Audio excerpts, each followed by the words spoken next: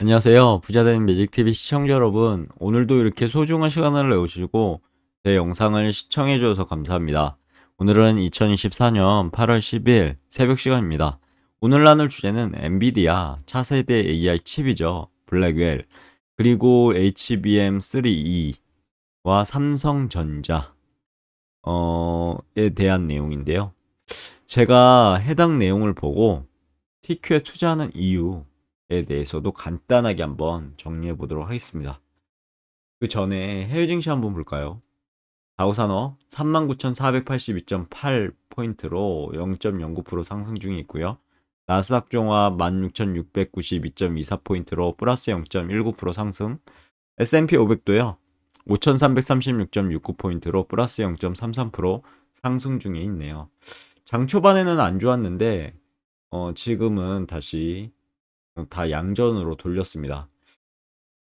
그리고 니케이, 항생, 독일, 프랑스, 영국은 상승을 했고요. 반면에 상해 종합만 하락을 했네요. 주요 뉴스 보면 뉴욕 증시 변동성 지속 차익 실현 매물 출회되고 있다는 내용. 그리고 일본 수도권에 요즘에 일본이 갑자기 지진이 잦아지네요. 그리고 급반등 외에도 아직 바닥 아니야 라는 내용. 그리고 뭐 나머지 내용들을 한번 보시면 좋을 것 같습니다. 미국의 뭐 칩스법 53조 보조금 지급 마무리에 대한 내용 등등 있고요. 그래서 시장 지표 보면 미국 원달러 환율이 1365원, 무려 11원이나 내렸네요. 지금 어, 내리고 있죠. 그래서 S&P 500 맵을 한번 보시겠습니다. 보면은 대다수의 종목들이 뭐 상승이 아니고 혼조세를 좀 보인다라고 바로 느낄 수 있죠. 보면 마이크로소프트 0.69% 상승, 애플 0.8% 상승, 반면에 구글은 마이너스 1.18% 하락 중에 있고요. 메타 0.83% 상승, 아마존 1.03% 상승, 테슬라는 0.28% 하락을 하고 있네요. 엔비디아는 0.2% 상승, 반면에 AMD는 마이너스 2.25% 하락하고 있습니다. 결과적으로 대다수 종목이 혼조세를 보이고 있다라고 보이죠. 그리고 이어서 피어 앤 그리드 보면 익스트림 피어 구간입니다. 24포인트. 투자하시는데 참고하시고요. 그럼 본격적으로 오늘의 내용을 한번 말씀드려 보고자 합니다. 오늘은 첨단 반도체 시장의 핵심 부품이죠. HBM3를 둘러싼 치열한 경쟁, 그리고 이것이 우리 투자에 어떤 영향을 미칠지에 대해서 이야기해 보도록 하겠습니다. HBM3 AI 시대의 핵심 부품이라고 일컬어지는데요. HBM은 하이 밴드위스 메모리의 약자죠. 한마디로 우리나라 말로는 고대역폭 메모리입니다. 인공지능, 빅데이터 분석 등 막대한 데이터를 빠르게 처리해야 하는 분야에서 필수적인 부품이고요. 특히 엔비디아 같은 고성능 컴퓨팅, HPC라고 부르죠. 고성능 컴퓨팅 칩 제조사들은요, HBM을 통해 자사칩의 성능을 극대화하고 있다고 보시면 될 것 같은데, 최근 엔비디아가 차세대 AI 칩이죠. 블랙엘 출시를 앞두면서 HBM3 수요가 폭발적으로 증가할 것으로 예상됩니다. HBM3는요, 기존 HBM보다 더욱 빠른 속도, 높은 용량을 제공하고 AI 모델의 학습 속도를 비약적으로 향상시킬 수 있다고 합니다. 요즘에 삼성전자가요, HBM3 시장에 이제 어떻게 보면 참가하려고 지금 엔비디아의 테스터를 받고 있죠. 테스팅을 받고 있는데 엔비디아에 대해서 삼성전자 아직 테스트 중이다 라는 내용을 내비치는데 얼마 전만 해도 뭐 외신에서 삼성전자 이미 HBM3 관련해서 통과를 했다라는 소식도 있고요. 하지만 아직 이런저런 정황상 뭐 테스트 중에 있지 않을까 싶습니다. 거의 뭐 엔비디아에서 어떻게 결과를 줄진 모르겠지만 뭐 지금 외신에서 떠드는 거하고 실제적으로 삼성전자에서 보수적으로 아직 테스트 중이다라는 걸 조합해 봤을 때 어느 정도 진척이 있지 않을까 싶습니다. 어, 하루빨리 뭐 좋은 소식이 왔으면 좋겠죠. 저는 역시 삼성전자에도 투자를 하고 있기 때문에 그런 부분이 있는데 아무튼 앞으로도 좀 봐야 될 것 같습니다. 삼성전자는 세계적인 메모리 반도체 제조사죠. HBM 시장에서도 중요한 역할을 하고 있고요. 엔비디아의 HBM3 수요 증가는 결국 삼성전자의 큰 기회이자 동시에 도전일 수 있습니다. 지금 거의 뭐 SK하이닉스가 엔비디아와 독점 관계에 있죠. 뭐 마이크론도 납품하고 있다고 하는데 거의 뭐 SK하이닉스가 지금 공급하고 있는 부분이 있는데 삼성전자가 여기를 이제 잘 파고들어야 되지 않을까 싶습니다. 엔비디아와 같은 주요 고객사의 수요 증가는 결국은 삼성전자 HBM 매출 증가로 이어질 수 있겠죠. 만약에 통과한다고 하면요. 또한 HBM 시장에서 입지를 강화해서 미래 성장 동력을 확보할 수도 있을 것 같고요. 엔비디아의 까다로운 품질 기준을 충족시켜야 하고 경쟁사인 SK하이닉스와 마이크론과 치열한 경쟁에서 살아남아야 될 것 같습니다. 아무튼 HBM3 시장의 성장은 관련 산업 전체에 긍정적인 영향을 미칠 것으로 개인적으로 예상되고요.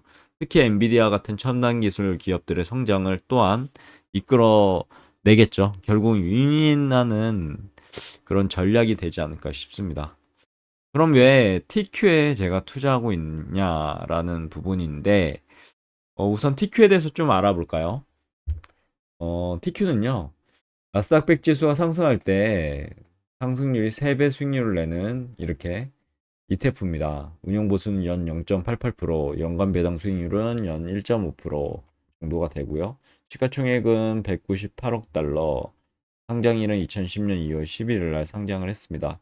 보유 비중 탑10은요, 상위 10개가 무려 41.6%를 차지하는데, 나스닥 100, TRS라든가, 국채도 좀 보이고요. 그리고 마이크로소프트, 애플, 진짜 주옥 같은 기업들에 투자하고 있는 그런 ETF입니다. 해당 차트는요, TQ의 월봉 차트입니다. 2021년 11월 1일 이때만 해도 진짜 최고점을 찍었었죠.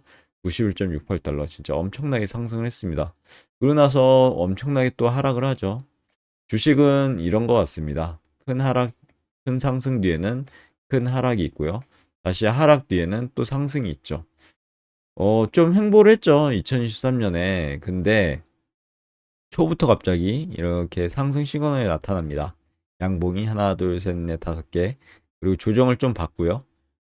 그리고 나서 이 조정을 견뎌서 양봉으로만 지금 전고점을 뚫어버리죠. 이건 또 하나의 상승 시그널이 됩니다. 그리고 나서 조정을 좀 받고요. 돌파한 자리까지 내려오고 이건 정상적인 조정이죠. 그리고 나서 좋은 양봉이 나타나죠. 직전 음봉을 다 잡은 양봉이 나타났고 그리고 나서 다시 또 양봉으로 이렇게 상승 추세를 그리다 지난달이었죠. 지난달 7월에 안 좋은 시그널이 나타나기 시작합니다. 이제 조정받을 때가 왔다라는 것을 딱 나타내는 이 음봉이 딱 들어서죠. 직전 양봉보다 고점이 높은 음봉이 들어서면서 거의 절반을 거의 침입을 했죠. 이런 상태에서 역시 8월 장이 안 좋습니다, 지금.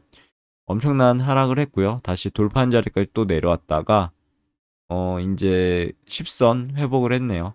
앞으로 이렇게 올라갈지 이렇게 올라가려면 양봉으로 말아 올려가지고 아직 좀 시간이 있죠. 지금 8월 10일 밖에 지나지 않았기 때문에 만약에 계속 올라간다. 이 음봉을 다 잡으면 또 양봉이 출현한다면 다시 상승할 것 같고요. 아니면 음봉으로 만약에 마무리가 된다. 그러면 다음 달도 음봉으로 마무리될 가능성이 큽니다. 그래서 여기 보면 20선 한번 찍고 이렇게 올라가는 것도 좋을 것 같습니다. 여기까지 떨어지는 것은 또 정상적인 조정이기 때문에요. 뭐 그렇게 염려할 필요까지는 없으실 것 같고요. 순리대로 간다면 이렇게 20선 찍고 올라가는 게 뭐 여기서 이제 또 싼 값에 주식을 매수할 수 있는 기회를 주는 거죠. 이렇게 올라가든가 아니면 이번 달에 다 회복을 해가지고 직전 음봉을 다 잡아먹는 양봉이 출현해서 다시 이렇게 상승으로 해서 결국은 제가 봤을 땐 이 최고점 있잖아요. 91.68달러를 보러 가지 않을까 싶습니다. 이번 파동에서요. 그래서 이것을 양봉으로만 뚫게 되면 진짜 또 새로운 시세가 나올 거기 때문에 좀 더 지켜봐야 되는 지금 현 시국입니다. TQ는요, 나스닥 100 지수를 3배로 추정한 레버리지라고 말씀드렸죠. 나스닥 100 지수에는 애플, 마이크로소프트, 아마존, 엔비디아 등 엄청난 지금 첨단 기술 기업들이 포함되어 있고요. TQ에 투자하는 것은 결국 엔비디아를 비롯한 다양한 기술 기업들의 성장에 간접적으로 참여하는 것과 같습니다. 그럼 TQ의 투자 장점, 단점에 대해서 항상 말씀드리는데 다시 한번 리마인드하는 차원에서 말씀드릴게요. 첫 번째, 높은 성장 잠재력입니다. 4차 산업혁명이라는 거대한 변화 속에서 첨단 기술 기업들이 지속적인 성장을 이룰 가능성이 높고요. TQ는 이러한 기업들의 성장에 3배 레버리지 효과로 더욱 높은 수익을 기대할 수 있다는 점. 그리고 다양한 산업 포트폴리오입니다. TQ는 단일 기업에 투자하는 것이 아니죠.